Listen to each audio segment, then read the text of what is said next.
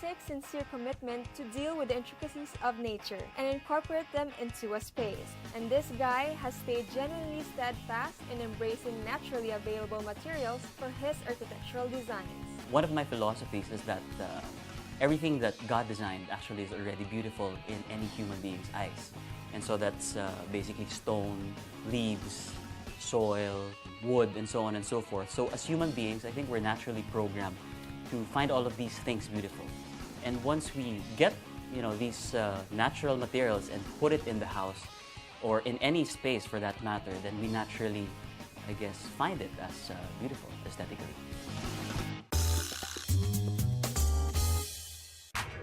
My name is Jason Buensalido. I'm the Chief Design Ambassador of Buensalido Architects. For us as a firm, it's really to contemporize Filipino architecture, and we do that by fusing our designs with global aesthetics and local sensibilities. I mentioned that one of our practices is to always base our designs on the Filipino culture. And there's a huge portion of the Filipino culture that's always tied to natural materials. Like you'll see the bahay kubo that's made of nipa, you'll see the bahay na bato that's made out of adobe stone, and so on and so forth. And the usage of these materials that we try to incorporate in our designs. And what fascinates me about that is that there's always a homey feel to it whenever you see like material that comes from nature inside your house. There's actually two ways that we go about it. We try to convert a natural material into a modern form. And one of our favorite projects is actually this one because it's a clear manifestation of the firm's sensibilities, which is to fuse natural materials with contemporary.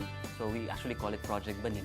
And if you think about it, the banig, the typical traditional banig, is really just a woven material from leaves. And so we transformed that idea and converted it into a contemporary form. So obviously the main design feature of this project is really the ceiling. What we wanted to do was to create a homogeneous kind of space by unifying and blurring the boundaries between the living room and the bedroom and vice versa. And so we broke down this wall. To further connect the two, we created this ceiling that's undulating. And the way that we did it is we abstracted again that idea of a banig, but we deconstructed it and then we abstracted it, put it back together to sort of become an architectural element.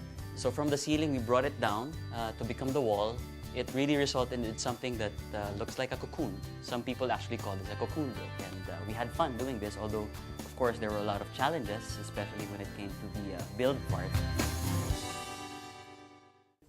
One of the biggest challenges for any natural material is unexpected behavior. Like for example, you'll never find a piece of wood that's identical to another.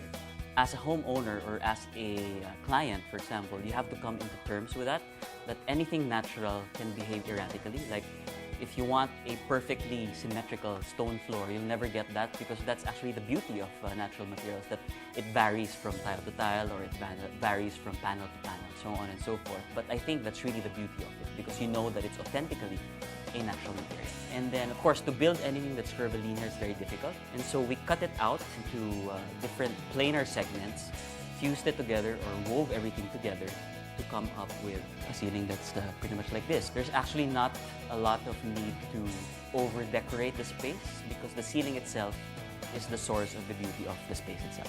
But aside from that, we always interject a lot of touches of natural materials, like you'll see in some of the closets, you see wood, and you'll see in some of the countertops, you'll see stone.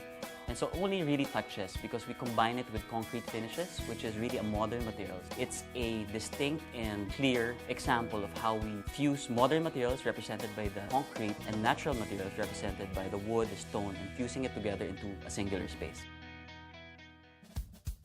Well, I always tell people that our innovative and progressive ideas are only as good as how far the client is willing to go with them. And I guess the kind of clients that we attract are the same like-minded people who are also forward thinkers, who are also avant-garde in their own, spheres of influence, and those who are not afraid to try out new ideas and progressive ideas. And therefore, a space like this can really result to that.